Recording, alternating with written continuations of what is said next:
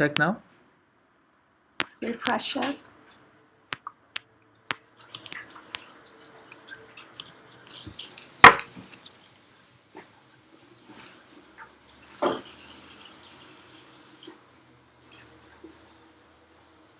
We're just having some technical difficulties here. We're trying to fix. You're getting on YouTube?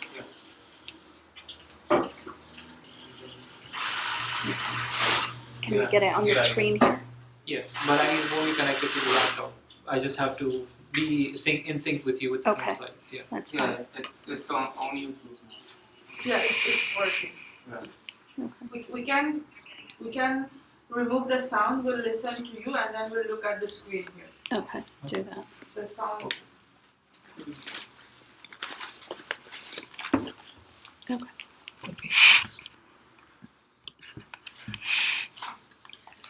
All right, so we were talking about burnout syndrome, and we were talking about the Maslach burnout inventory, which measures the three main areas: emotional exhaustion, cynicism or depersonalization, and low sense of personal accomplishment. So what is emotional exhaustion? It's defined as overwhelming work demands which depletes an individual's energy. Cynicism or depersonalization is where an individual will detach from the job. And then, of course, low sense of personal accomplishment. So those are the three main factors that Maslach burnout inventory measures. They measure for nurses, doctors, teachers, all professions, but these are the main three areas. So when we talk about emotional exhaustion, what are we talking about? So that's a feeling of being emotionally overextended or completely exhausted by your work. So exhaustion is a depletion of emotional energy because it's emotional exhaustion, which is different from physical exhaustion or mental fatigue. Emotional exhaustion is a clear signal of distress in emotionally demanding work. The next thing that the Maslach inventory measures is depersonalization or cynicism that we talked about. That's a feeling, an unfeeling, and impersonal response toward recipients of one's service. So either the recipients, the care treatment, or instruction. This is where you detach. You detach from everything you're doing regarding your work.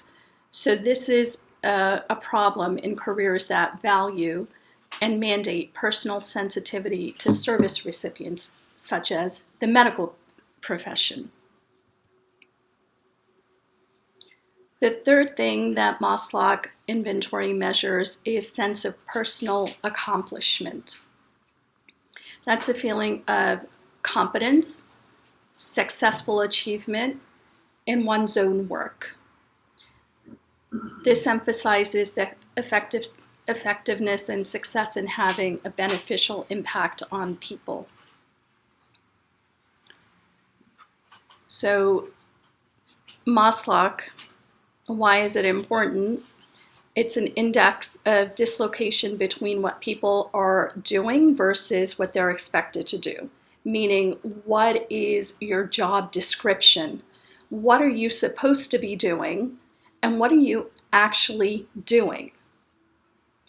Is your job reflective of your job description, or are you doing beyond what you're supposed to be doing? Are you getting overextended? Are you getting into that burnout that we're talking about? They consider it an erosion of the soul. Newsweek had an article that they titled "Silent Anguish of the Healers." Doctors and nurses are suffering, and they're suffering silently.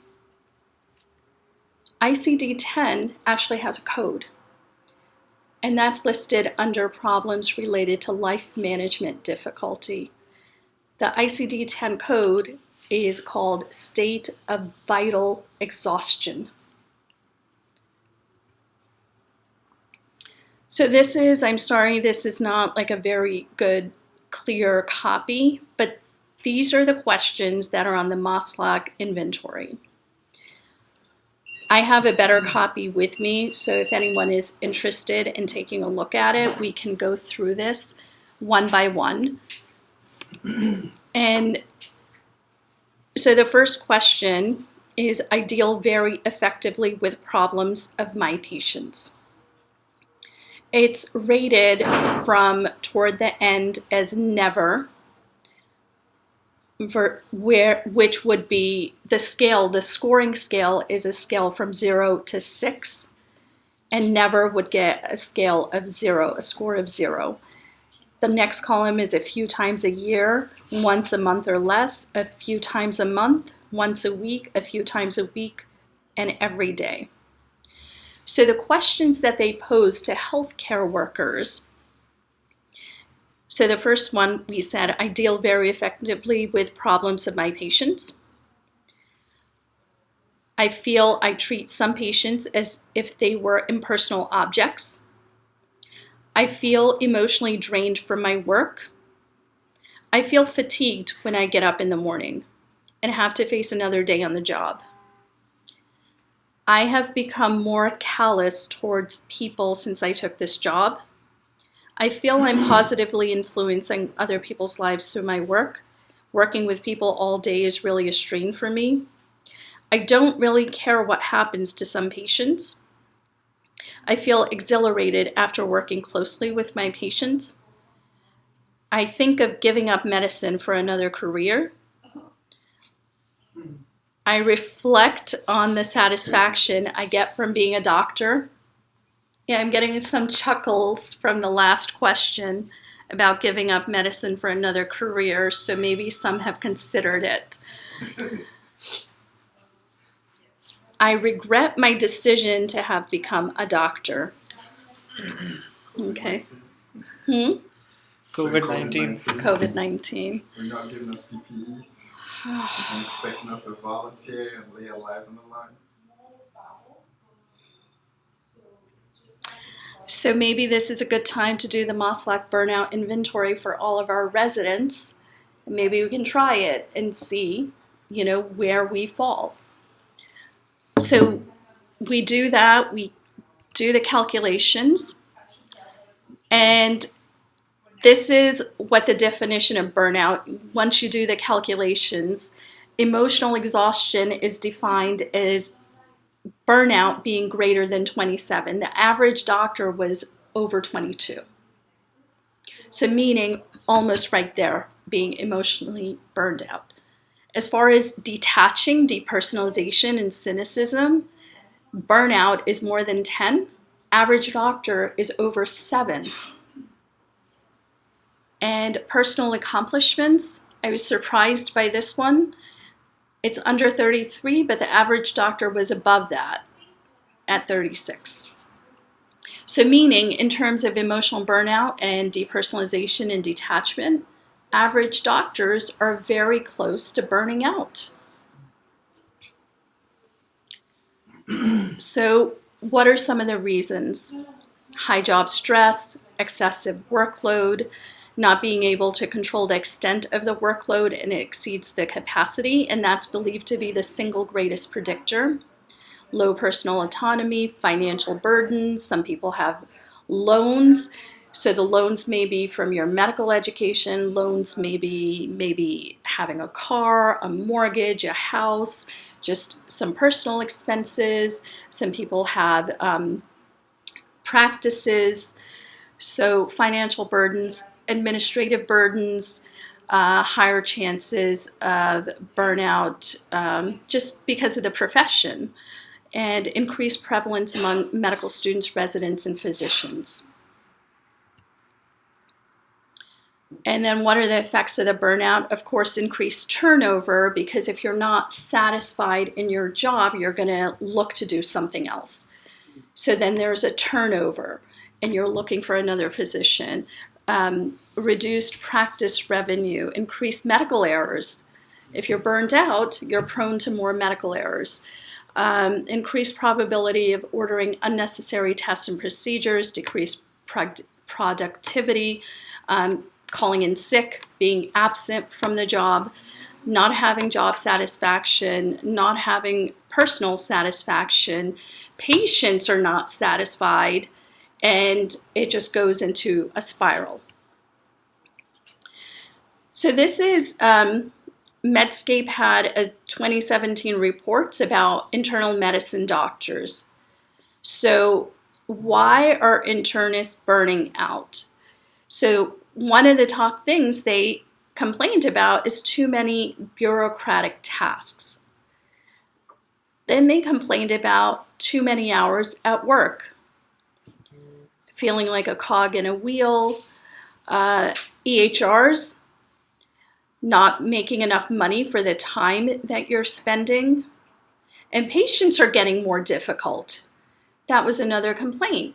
So maybe because our patient population is increasing, the age of the patients is increasing, or the time that we're given to see a patient per the insurances is decreasing. So the patients are felt to be more difficult now. We have observation status. So patients are not staying in the hospital as long as they used to for medical conditions where now we're having to see in the private practice these more complicated patients. Insurance issues. Insurances are not really covering certain diagnoses, or they're not giving payments, or they're decreasing the amount of payment.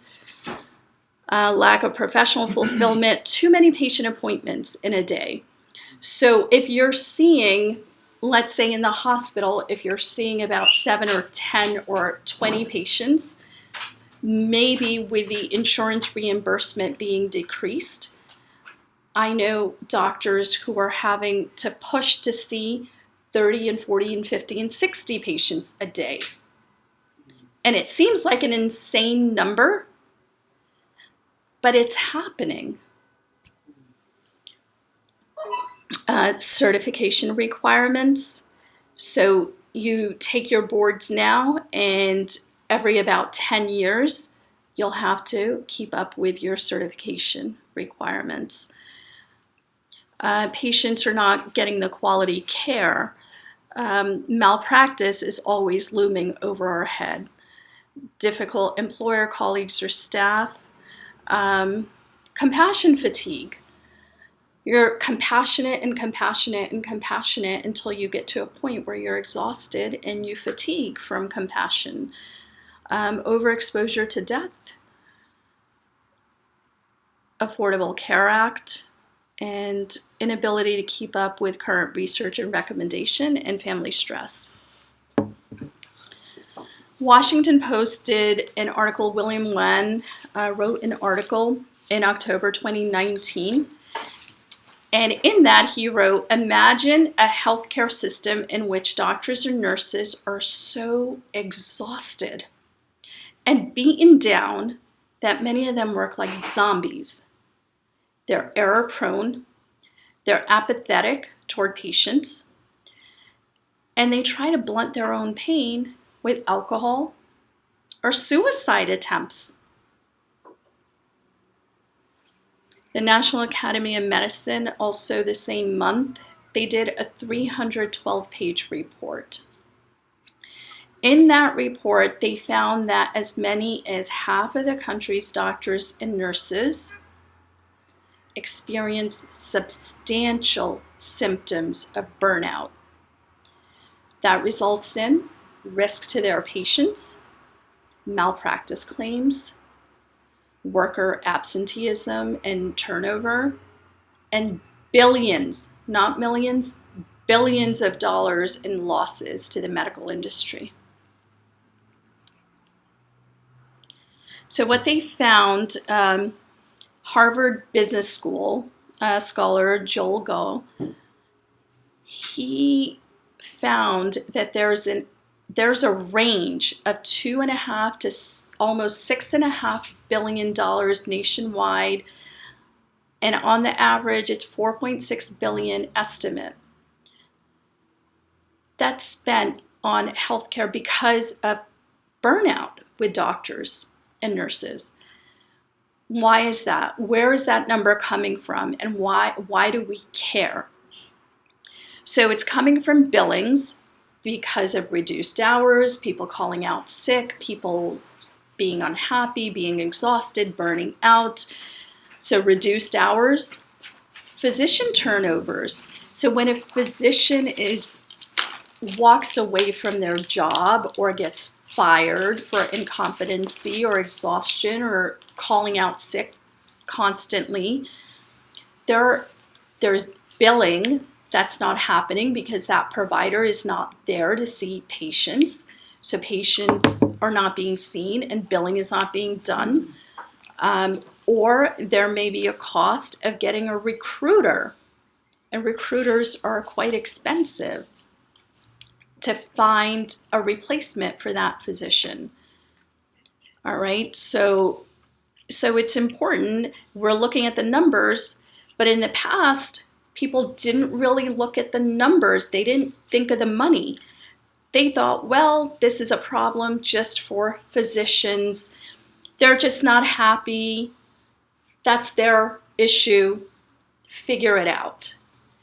But now people are starting to look at the numbers and they're saying, well, it makes financial sense to look into this problem. It's not just about physicians being unhappy. It's making an impact on the economy. So the ACP did a survey in 2016, and what they found is 10% are not satisfied with their current job. 76% are satisfied, but there's another, 15% that are in between. So it's about a quarter of physicians that are either very dissatisfied or somewhere in between. 58% feel a great deal of stress due to their job. Almost 20% have professional values that are not aligned with their department. 31% burned out. 35% have poor control over their workload. 51% complain about insufficient time for documentation. 40% describe work atmosphere as chaotic. Chaotic. So this is a graph, and what it measures is percentage of doctors that are happy, satisfied with their work-life balance versus the bottom that shows what percentage are burned out. The red is the most amount of burned out doctors and the least amount of satisfaction with their work-life balance. So who's in that red box?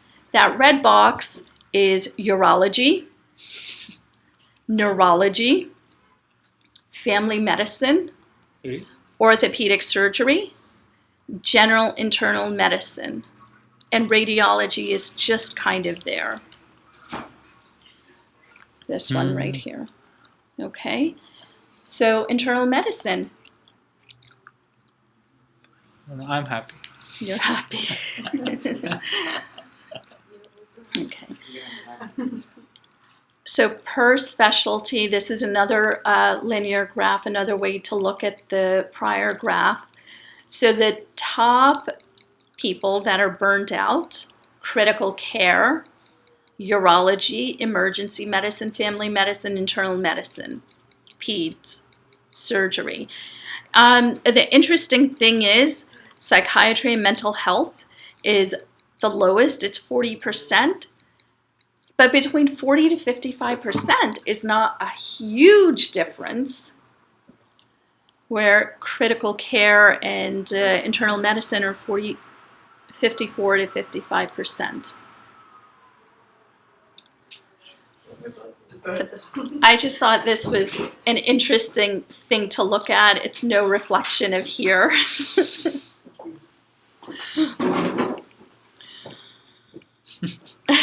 I'm never like that. You're never like that. Okay. And so why do we care about burnout? We care about burnout because in May 2018, there was an article that found that one doctor commits suicide in America every single day. So that's why we care. The suicide rate is the highest of any profession, and the number of doctor suicides is twice that of the general population. So the general population is about 12%, and for doctors, it's 2.5 to 3.5 times that. And for female physicians, it's 130% higher. So since the suicide rate is the highest of any profession, they're saying psychiatrist in Harlem, the researcher who's doing this study, said that it's surprising that suicide rate among physicians is higher than among those in the military, which is considered a very stressful occupation. Some very scary statistics even. Medical students, they have lower mental quality of life than their age-matched population, and 3 to 15% have thought about suicide.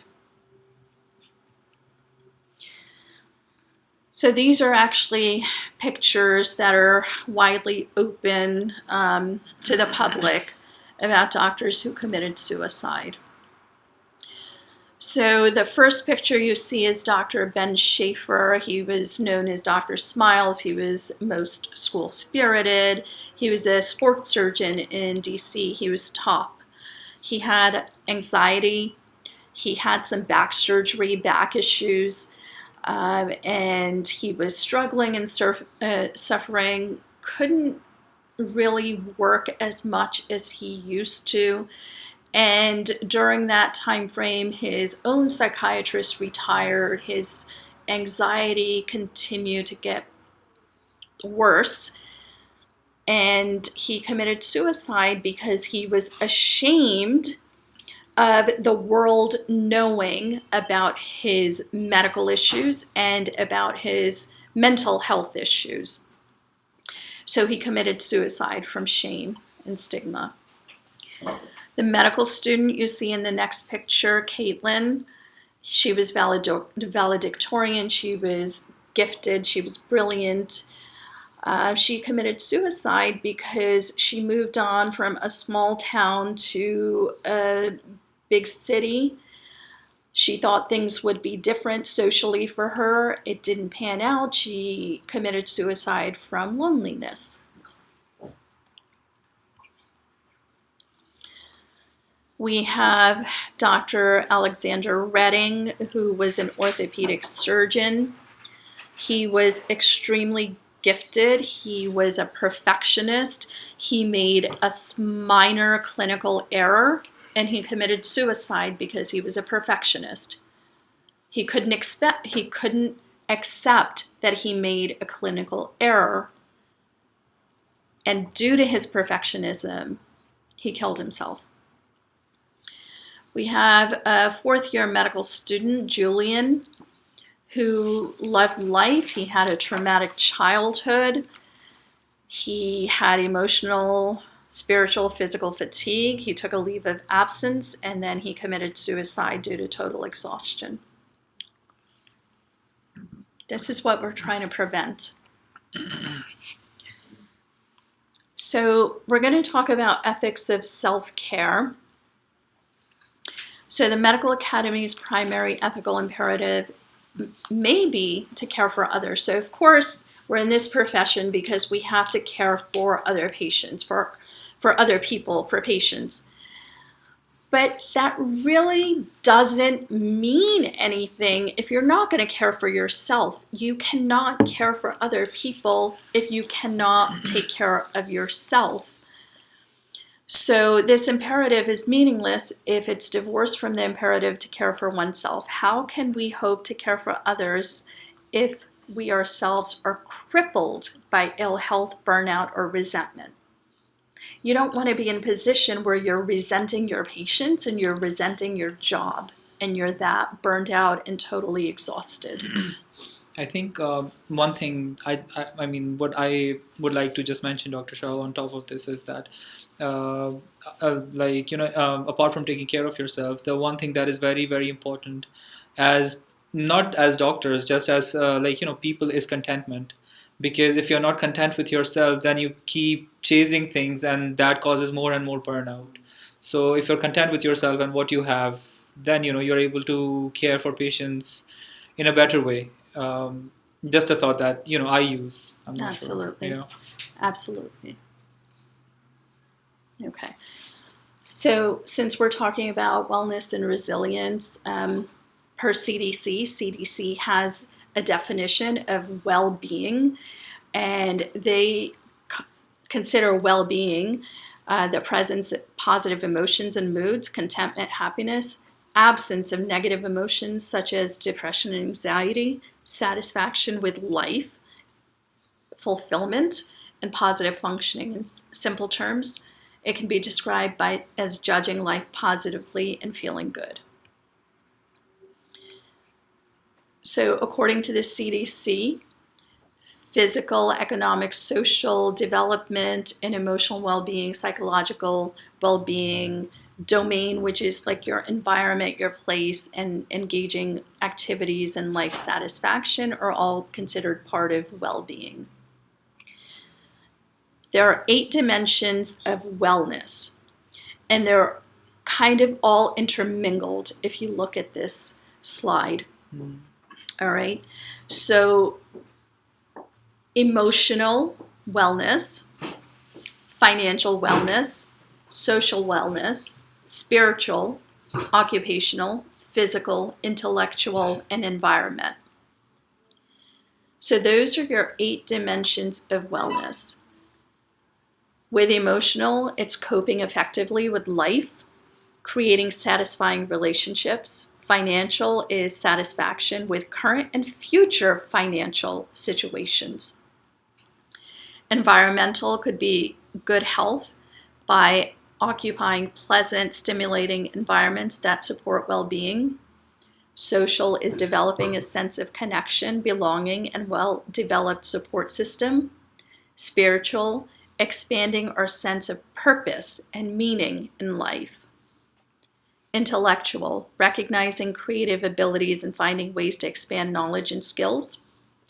Physical is recognizing the need for physical activity, diet, sleep, and nutrition. Occupational, personal satisfaction and enrichment derived from one's work. So these are some healthy habits you may have developed. Good nutrition, exercise, mindfulness, seeking support. Okay. Keep in mind mindfulness. It's something we're going to talk about a little bit later. I mean, with the exercise, I know most of us don't. And that's why one alternative is just taking the stairs instead of the elevator, which, I mean, I encourage most of you guys. Yeah. No one listens though, but it's okay. Okay. So resilience, we're talking about wellness and resilience. So what is resilience? Well, the proper definition is an ability to recover from or adjust easily to misfortune or change. It's a capacity to respond to stress in a healthy way, such that you still reach your goals, but at a minimal psychological and physical cost. Resilient individuals have the ability to bounce back. So you're still going to face challenges. You're still going to have these stressors, but you've still got to get through the day. Figure out a way, get through the day, meet your goals, accomplish your goals, while minimizing the physical and psychological, emotional stress on you. And continue growing and get stronger. So the idea is to be able to bounce back after all these challenges and stressors. So how do you enhance wellness and resilience? 4 ways: self-care, manage energy, emotional intelligence, and mindfulness. Okay, so these are the 4 strategies we're going to be talking about to enhance your wellness and resilience. So what is self-care? So for self-care, of course, we said that's the main thing you want to do. You cannot take care of other people. You can't take care of your patients if you're not going to take care of yourself. You have to take care of yourself first. How do you take care of yourself first? Eating healthy, getting enough sleep, getting some exercise, loving relationships, being social, have a good support system, take your vacations, be spiritual, positive attitude. That's all part of self-care. You've got to learn to prioritize. There's something called a priority pyramid. So with that, you figure out what are your priorities, what are your main objectives, your main priority, what's your first level, what's your next level. Prioritize what are the most important things. Create a list. What do I have to get through today? What do I have to get through this week? What do I have to get through this month? What do I have to get through for the next few months? All right, so you've got to create lists, organize yourself, prioritize, but you've always got to take care of yourself first. So just cutting your hours down to 24/7, right? Next thing is managing energy. So Harvard Business Review did an article on managing your energy, and they said longer days at the office don't really work because time itself is a limited resource. Personal energy, however, is renewable. So by fostering deceptively simple rituals that help employees regularly replenish their energy, organizations build workers' physical, emotional, and mental resilience. Okay? So in terms of managing your energy, how do you manage? You've got to manage your physical energy. You've got to manage your emotional energy. You've got to manage your spiritual energy and also your mental energy. So out of those 4 energies, how do you manage your physical energy? Well, again, you eat well, eat healthy, you sleep well, get enough sleep, get some physical activity, take some small breaks. You figure out what are the things that stress you, identify them, and you try to reduce the stress. Because some of those stressors may not be stressors related to work. It may be something going on at home.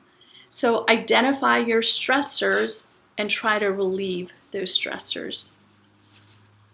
In terms of your emotional energy, fuel positive emotions and try to diffuse the negative emotions. Express appreciation to others. Because if you express simple things like thank you, I appreciate you. If you say that to someone else, you may start a trend, and for them to reciprocate, it may just lift your spirits and your emotional energy. Maybe you'll feel better. Maybe others around you will feel better. Think about positive things. Think about things in a different way. You should have mentors, coaches, confidants. Here at the residency, I would think we're your advisors, your faculty. We're all here for you. Your program director, of course. And identify which method works best for you. In terms of spiritual energy, identify your sweet spots. What makes you feel good spiritually? What do you enjoy the most? What do you do best? What are the things that are important to you? Try to give yourself time and energy for these positives, even if it's 5 minutes a day. Everyone has 5 minutes a day. Mental energy. You talk about reducing interruptions and switching times. You can designate sprint zones like an hour and a half to 2 hours where mentally you have to focus. You plan, prioritize, you try to accomplish these things, and you figure out when does your mind work best. Some people think and get a lot accomplished while they're exercising, or other people may have other ways. Create to-do list and have direction. So say thank you. It helps. Small things as a smile may help. Emotional intelligence for leadership is essential. So to be a leader in this profession, any profession in fact, you have to have emotional intelligence. Self-awareness is the first component of emotional intelligence. So biological impulses drive our emotions, but we cannot do away with them. But what we can do is manage them. So we've got to learn to manage. Emotion influences behavior such that an individual may be considered reasonable in one instance and irrational and emotional in the next moment. So the 5 components of emotional intelligence: self-awareness. So of course you've got to be aware. Self-regulatory or manage. You have to be able to, if you're getting to that point where you may be considered irrational, you have to regulate yourself, manage it. Motivation, empathy. Empathy is putting yourself in someone else's shoes. And social skills such as listening, resolving conflict, and cooperating. I like this slide. I don't know if everyone in the room can see this, but I'm going to turn it around just so you can see it. So one is mindful and the other one is mindful. Look at this spelling. One of them, the 2 L's, has a mind full of a lot of clutter, a lot of things, a lot of stressors. And the mindful with the 1 L seems very calm and at peace. So what is mindfulness? The mindful that we're talking about is the mindful with the 1 L. So mindfulness, this is a definition from Jon Kabat-Zinn. And mindfulness, 4 components: paying attention, on purpose, in the present moment, and non-judgmentally. What is paying attention? Listening, watching, or considering what naturally exists. So pay attention. On purpose, intentionally increase your awareness of the experience. In the present moment, you're focusing on now, on right here. Not on the past, not on the future, right here, right now. And non-judgmentally. Just being curious and objective. Be objective. So mindfulness, this is going to help with your resilience.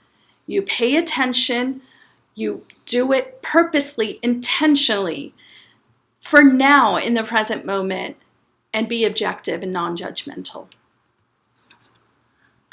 So mindfulness is the ancient practice about being completely aware of what's happening in the present, of everything that's going on inside and all that's happening around you. It means not living your life on autopilot. Instead, you experience life as it unfolds moment to moment, good and bad, and without judgment or preconceived notions. So, purposeful effort of training your attention. What are the benefits? It can be used to enhance self-awareness, self-regulation, improves your self-being, self-confidence, your happiness, decreases stress and pain, improves your attention, your work engagement, and improves your coping and resilience, which ultimately is our goal. Wellness and resilience. You've got to increase your resilience. So what are some ways that people can increase their mindfulness? Some people pray. Some people meditate. Some people do journaling, artwork, conversation, whatever works for you. But the goal is to increase your mindfulness so you can increase your resilience. So this is from Missouri Medicine in 2019. What they said is physicians should also be supported in implementing lifestyle habits to mitigate symptoms of burnout, regular exercise, meditation, maintaining a healthy social life. Physical exercise is well known for its health benefits, which include reducing symptoms of burnout and depression.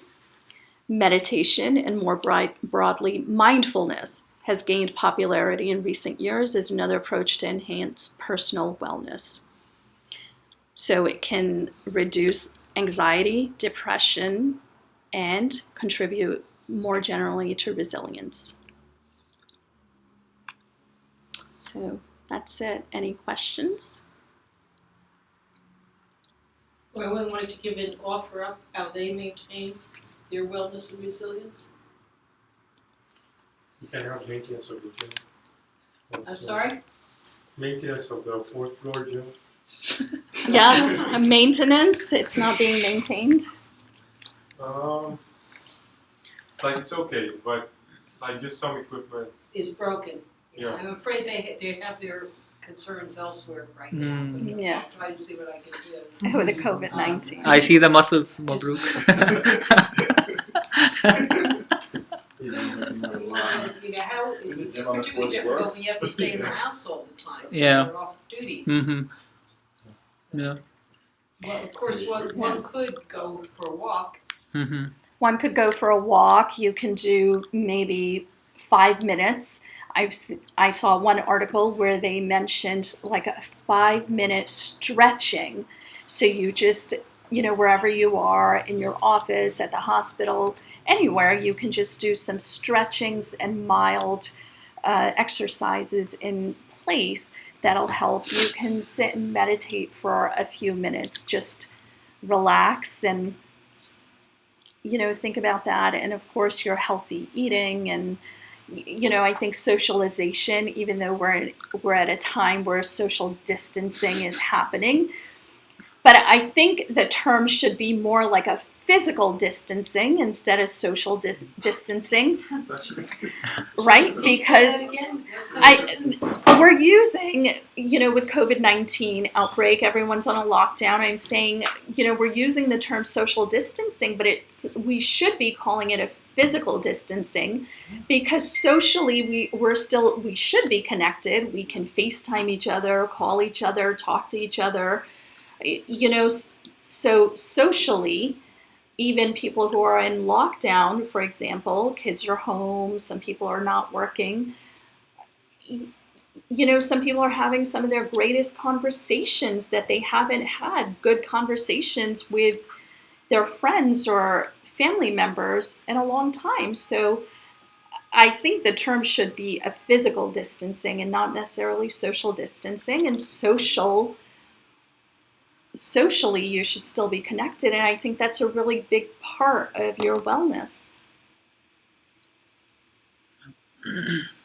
Call your mom. Hmm? And call your mom. Call your Call your mom. Yeah. Of course, call your mom. She didn't answer, I have to drive later. And you don't have to call her on your COVID time. No, you don't. Call her COVID. But it's getting boring. There's only so much of CNN that I can watch. There's nothing that good on it, despite the fact I have HBO and I have Amazon Prime. It's just really, Monotonous, yeah. and I do read books, but how many books can I read? So Mm. I do understand this work I need to do at home also. But it's getting monotonous, you know. Yeah. You know, and we all planned vacations. Is anyone thinking they're going to get a vacation in between now and June? I had a vacation You did, scheduled, you which I canceled canceled. I Yeah. canceled my vacation. Where were you going to go? I wanted to go to Okay. California, but California's in lockdown too. Yeah, and Anything I that you had a can drive to, not Yeah, fly well, to. you don't Can't wanna go there. anywhere. It's got too much. Mabruk, you went on a vacation recently, right? Where did you go? His apartment. Oh, He went from his bedroom to his living So, room.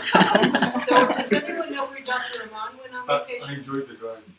No. We're not I sure. haven't heard about him. I can ask him. Yeah, I haven't heard. Maybe it's okay. I hope he didn't try to go to Pakistan. No, I don't think Flights so. are cancelled. Yeah, the flights are cancelled. Flights are cancelled for Pakistan. All of them now? Yeah, Yep, the Pakistan borders are. yeah. The international flights to Pakistan are cancelled. You never know, Rahman can swim. So if you That's part of his resilience. You'll be able to go. At this time, no, Dr. Wallach. So only domestic flights are going now?